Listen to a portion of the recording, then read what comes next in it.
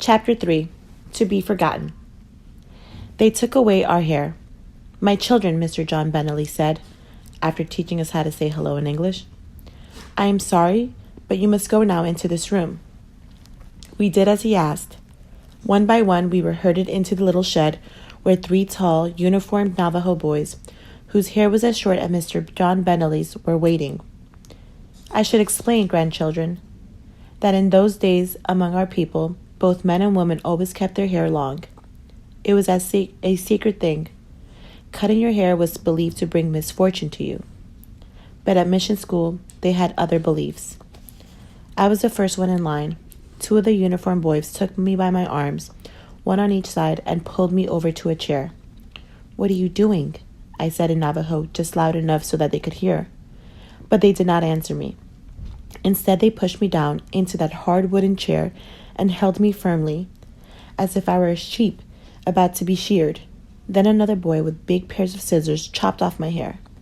He did it so quickly that it was over almost before I knew it. Another stunned child was being led in and shoved into the chair even before I was out the door.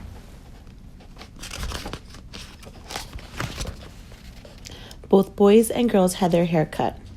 The only difference was that the hair of the girls was left a little longer than the boys.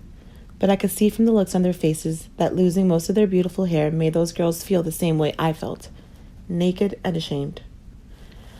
Not only our hair was stripped away, after being shorn, we were led into 2 separate buildings, one for the boys and another for the girls. Once we were inside, we were made to take off all our fine clothing and our jewelry. We never saw those clothes or jewels again. Years later, I learned that our squash blossom necklace and turquoise bracelets, earrings and hair ornaments and silver belts were sold to white men and women. In exchange for my clothing and jewelry, I was issued a military-style uniform made of cloth that was rough and itchy, and a stiff cap that they shoved down onto my head. The uniform and cap were too big for me, so big that my cap came down over my eyes. That made no difference to the older students who were handing out our new clothing. Once I was dressed, I was pushed out onto the schoolyard. There, we new students were formed into a line and made to stand at attention, with the boys on one side of the yard and the girls, who now were wearing long brown dresses, aprons, and head coverings, on the other. It was so strange. Where only a few moments before there had been a colorful crowd of Navajo children, each one different from the other, now we all look the same. In our drab uniforms, the only difference between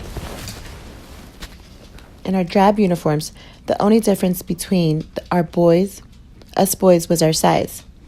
Of course, I was the smallest one. I remember thinking they had removed from us everything we had owned. But I was wrong. There was still one more thing to be taken. We were led one by one to stand in front of a skinny white man with yellow hair who was sitting at a desk. A whiteboard with curved black marks on it was propped up on that desk. None of us could read English, but I learned later that the curving marks that twisted like worms were the letters of the man's name, Mr. Reamer. I also learned later that he always did the job he was about to do with us new students because he had convinced himself that he understood our language. Mr. John Bentley stood close to help with the translating as Mr. Reamer asked each child the name of his or her father. That translation would help decide each student's new last name in English.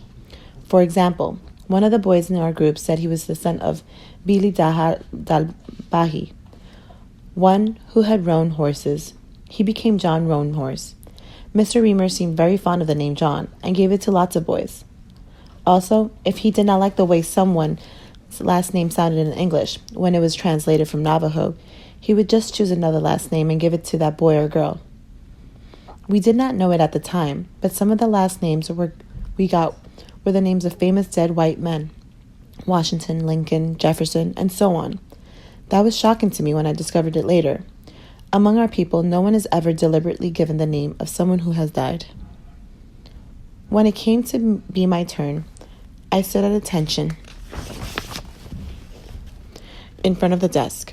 The skinny yellow-haired white man said something to me. What he said sounded very strange. It did not sound like any language I had ever heard before, not even English that everyone around us was now speaking. Once again, the white man made those unpleasant noises. He sounded like someone trying to speak with his mouth is full of food. He thinks he's talking Navajo, Mr. John Bentley whispered into my ear. He's trying to ask you the name of your father. Daghadbahabi B. I said, I am the son of one with a gray mustache. Huh? Said Mr. Reamer as he wrote something down on his paper. Another Bigay?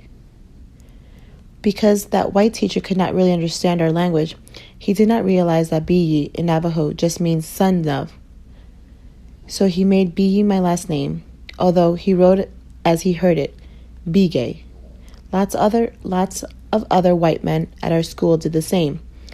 That is why we now have so many Navajo families like our own with the last name of Bigay. But at least I was not named John. By the time the skinny white man got to me, he had already made more than 20 boys John, and he was tired of writing that name. So I was given the same first name as a teacher's dead uncle, Ned. Thus, it was grandchildren that I began my day as Ki Yazi and ended it as Ned Begay.